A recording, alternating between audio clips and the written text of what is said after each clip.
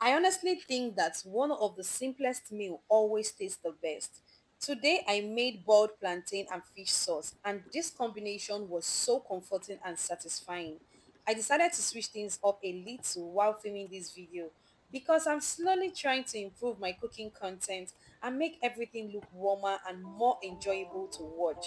So instead of starting with ingredients like I would normally do, I started with a final dish first, and honestly, I feel like this style is better already.